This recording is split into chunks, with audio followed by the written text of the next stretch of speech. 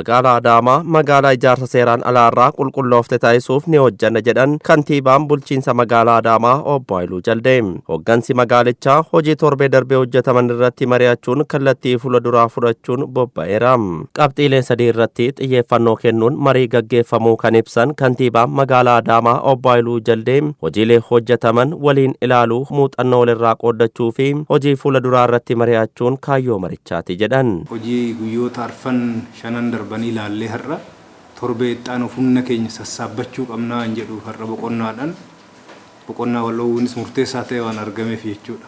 Waan of harkaa qabnu baay'ee guddaa waan ta'eef. Kanaaf har'a waan sadii fi walitti dhufne inni tokko waan aga ammaa hojjenne haayilaayit waliin hubachuuf asitti sarkaa waltajjiitti waliin hubachuuf. Inni lammaffaa waan hojjetame kana muuxannoo walirraa fudhachuuf ijoon dubbii lammaffaa. Nuti hojii wal fakkaataa raawwachuu qabna hanga yeroo wal fakkaatan irratti mari'annetti. Garuu immoo wal fakkaatamoo miti hin jedhu waliin irra deemnee ilaalle muuxannoo walirraa fudhachuuf. Sagantichaa irratti argamuun yaada kan qoodan itti aantuun kantiibaa bulchiinsa magaalaa Adaamaa aadde Inseenee Mohaammed hojiin guyyoota darban hojjetaman hojii nama boonsan ta'uu dubbachuun hojiileen alseerummaa irratti hojjetaman keessumaa hojiin baankii lafaatti lafa alseerummaa irraa qulqullaa'an deebisuu cimee itti fufuu qaba jedhan. Hojiin tarkaanfiin fudhatameera waan barsiisaa ta'e garuu baankii lafaatti deebisuu irratti sirriitti yoo laalle kan jedhuun qabaan kutaa magaalaa hundumaa baankii lafaatti ulaagaa barbaachisu san deebisee guuttatee deebi'aa jira kan jedhu san waajjirri lafaa mirkaneessaa deemuu danda'uu qaba jechuudha. Itti gaafatamaa waajjira paartii badhaadhinaa bulchiinsa magaalaa Adaamaa obbo Ashannaa fi Ajjamaa yaada kaasaniin sochiin alseerummaa battalarraa maqsuuf qaamolee nageenyaa koree qindeessituu fi hooggansaan taasifame kan dinqisiifatamu ta'uu kaasan. Ijaarsa seeraan alaa ittisuu keessatti sochiin kutaalee magaalaa fi aanaaleen taasifame ammas cimee itti fufuu qabaanis dhaamsa dabarsan. Hojiiwwan akka magaalaatti hojjennu kan raayyaa ittisa biyyaas kan ijaarsa seeraan alaas hojii kaanis walumatti qindeessinee deemaa jirra waan ta'eef hanga ammaatti hojii hojjenne baay'ee gaariidha.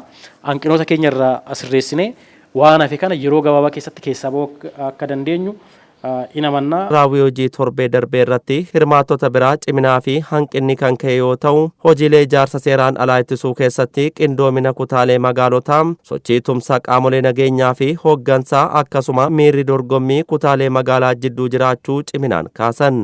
Waliigala hooggansi naannoo san jiru kutateeti jechaadha. Kan raayyaa qindeessu raayyaa qofa hojjedha jedheeti miti ijji isaa achi jira jechaadha. Kan immoo ijaarsa seeraan alaa irratti fudhatee deemu ani ijaarsa seeraan alaa jechuu qofa oduun ta'an ijji isaa raayyaa bira jira jecha. Kan hojii misoomaa akka qindeessu ta'e hojii misoomaa qindeessaa waliigalatti jira. Karaa kanaan hojiin karaa guutuu ta'een hojjetamuu fi yaaliin taasifamee jira. Rakkoo dhaamsuun danda'amee jira. Rakkoo san ofitti fudhatanii kan qaama biraa gochuu caalaa kan kooti asitti waa hunda raawwachuun qaba jedhee karaa saniin deemuun tor guyyaa sadan kana keessatti hojiilee gurguddoo hojjetamanidha jechaadha. Raayyaa ittisa biyyaatiinis wal qabatee kan eegalle dursee oolee bubbulee jira. Garuu guyyoota sadan kana keessa caasan keenya, caasan poolisii, caasan milishaa, hooggansi keenya bal'aan sadarkaadhaan jiru tarkaanfiiwwan adda addaa hojii kana oduun dhaabin, hojii biraatis oduun dhaabin, hojii biraa hojjechaa, hojii misoomaa hojjechaa, hojii siyaasaa hojjechaa, gama biraatiin immoo kanas milkeessuudhaaf haalli itti deemame calqabbiin jiru abdii kan namatti horu ta'uu arginee jirra. Tarkaanfii fudhatamu irratti hanqinni odeeffannoo jiraachuu fi miidiyaalee hawaasummaa irratti holola darbu cabsuuf yaaliin taasifamu laafaa ta'uu hanqinaan kaasan. Dhuma mariin kallattii hojii kan kennan kantiibaan bulchiinsa magaalaa Adaamaa obbo Haayiluu Jaldee hojii hojjennu keessatti qulqullinaa fi naamusni barbaachisaadha jedhan. Dhimma tarkaanfii seeraan alaa irratti jalqaba waan kaafneef gaaffiin isin gabaafne dhiyaates hojiidhaan walitti siqaa. Ani akka tokkoffaatti allaalu akka kallattiitti jechuudha. Cimina dura waan dubbanneef. Tokkoffaa hundi agreesiif ta'uu qaba. Walqixa agreesiif ta'uun mul'achuu qaba. Inni lammaffaan qulqulleessinee xumuraa deemuu keenya. Tuqnee akka hin dhiifne. Qorqoorruma irraa buqqisnee biraa deemne hin fakkaatu jechuudha.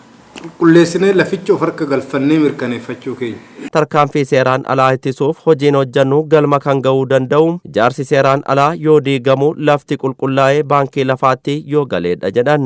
Ragaaleen lafaa qulqullaa'ee hojjetamuu qaba jechuun kallattii kennan. Akka galmaatti hin qabannu kutaan magaalaa hundi bilisa ba'uu qaba. Seeraan alummaarraa qonnaan bulaa fi qabiyyee duriitiin ala ijaarsa seeraan alaa kutaan magaalaa hundi bilisa ba'uu qaba. Ijjannoo sanaan itti galuu hin qabdan. Looyee iddoon nafu jiraachuu hin qabu jechuudha. Marii booda qaamolee hooggansaan daawwannaa sochii ittisa ijaarsa seeraan alaa gaggeeffameera.